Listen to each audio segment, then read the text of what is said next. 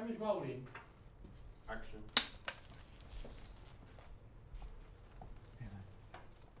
Can I ask you what we're filming at the moment? Oh, we're filming a 70s movie called Sunflower City. As you can see, everyone's in their costumes. That's it, really. Okay.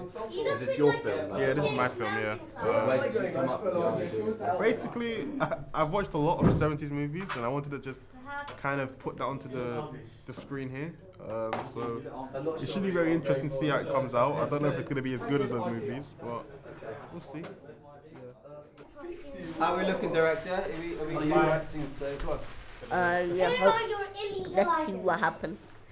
Maybe.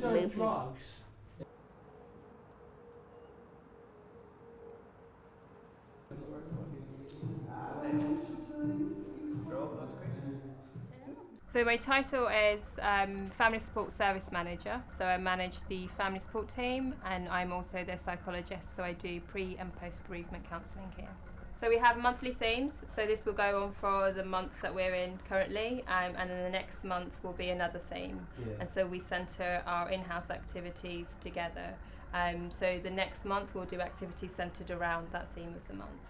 Is this something that happens often here? Is this one of your favourite things to do here? Or? Well, during the holidays we have things like activity days. Like today we have woodland activity day. Yeah. We have seasonal activities, so which has the themes of the month, and we do activities based on that theme. So preschool girls, we had beach theme activities. In December we had a winter disco. Oh wow, okay. So it just varies all year, does it? Yeah, it depends on. They're usually quite seasonal. You don't mind? Good.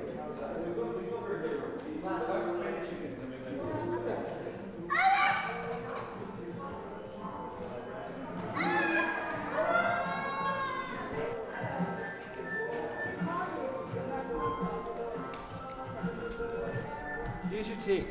I'm just kidding. That would work.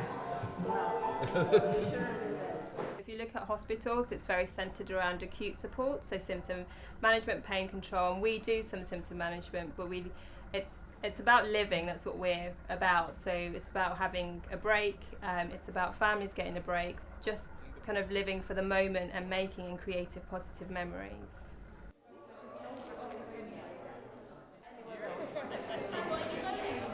Can I have your name, please? Murad. My name's Murad Sheikh. Nice to meet you. What were the reasons for you joining the film club here?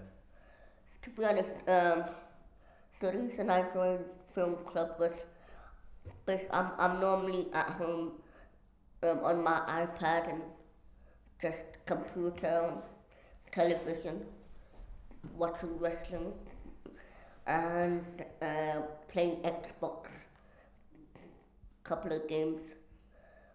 But when I found out about film club, I said, I might as well join film club because I like making films, but I always like singing and dancing. I performed with a couple of Pakistani artists as well. Danced with them on stage, Wembley Arena. So is singing what you want to go into in the future, or is there another?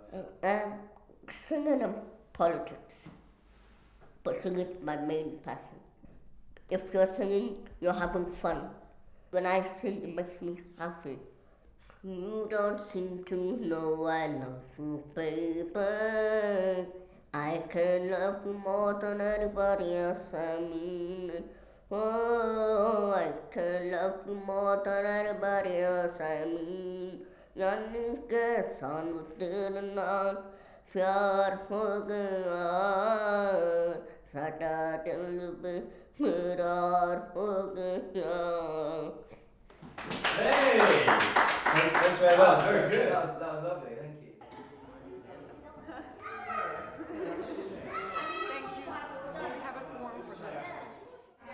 Are you going to be happy now?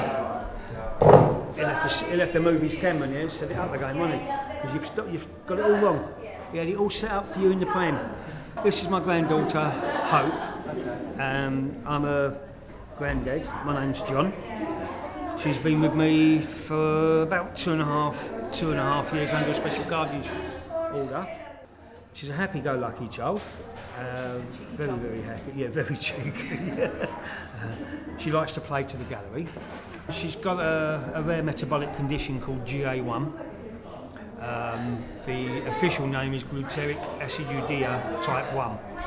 It's a protein deficiency. She can't tolerate proteins in food like normal children. They found it when she was about three days old at the Hill Prick.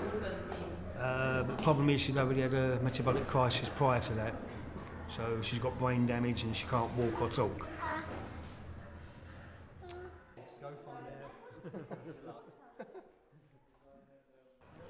It's a difficult situation for me because I'm coming up to getting on to retirement age. I'm 60 this year, so I should be thinking in the next year or so, putting my feet up, doing a bit of fishing, whatever.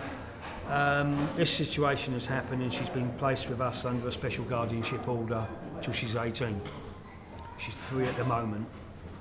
So I'm looking until I'm at least 74, I'll be looking after her.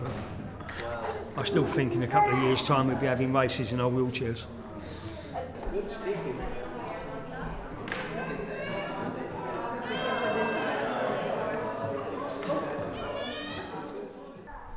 It was suggested we get in touch with Richard House for respite. The person that told me said, "Have you tried Richard House Hospice?" And like everybody else, my immediate reaction to a hospice was, "Oh no." You know, it's a one-way street sort of thing. You go in, you don't come out. Well, it's not the case. This hospice is a fantastic place because they don't just deal with the child, they deal with any siblings, but they deal with the family as well.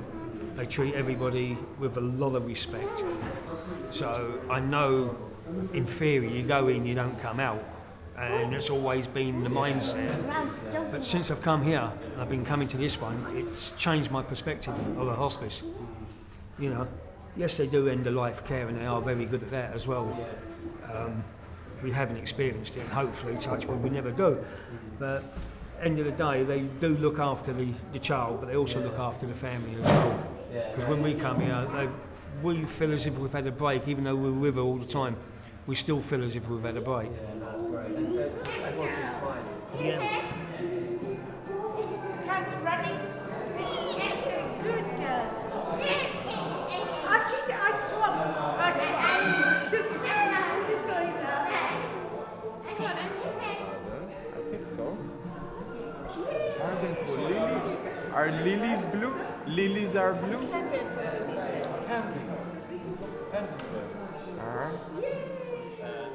Part of the support we provide is post-bereavement support, which my team do, and families come back to us every year for a remembrance service. And one of the things that we encourage, or one of the things that we offer, is to have their child's name on a stone, and they can choose to take that home with them, or they can have that in the memory garden. And it's just a way, I think, of coming back and seeing something physical when your child isn't physically present in this world. This is Richard House's memory garden, and anyone who dies in the residential unit here at the hospice gets their own stone. There are quite a lot of stones. My sister actually is in one of these. Oh, really? Not in one of these stones. Her name's engraved on one of these stones. Oh, wow, okay. So she... Let's see if I can find it. Yeah, of course. So many. There you go. Oh, wow. How do you pronounce it? Siobhan. And if you don't mind my asking, how old was your sister? When she died, she was 17. So, but slowly her health deteriorated because she had an illness. Yeah. Yeah, that's horrible. Because as this is a hospice, this is where hospitals send children who are in their last days. Yeah. Because usually I'm at home eating my 30 medicines a day, and but when I come here for a residential stay, they look after all the medicines. My mum gets a bit of a rest, and I get to have fun. They can take you outside, do a residential stay. Yeah. We once or twice went to cinema. That's awesome. So it's just nice to kind of get away and to Yeah. have that freedom. Yeah, I totally get that. And nice for the mum to have Yeah, a. good for rest.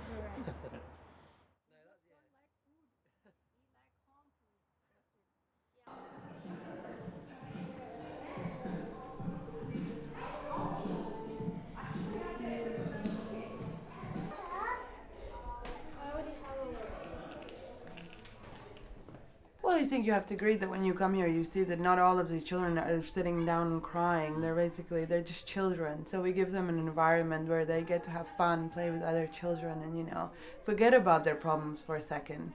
Rather than just always being at home with their parents. And no matter how hard the parents try, it is hard work. So just giving them, the parents, that little free time also enables for the children to relax and take.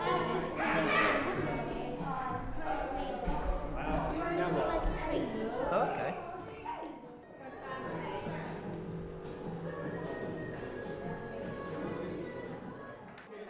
Oh, okay. Wow.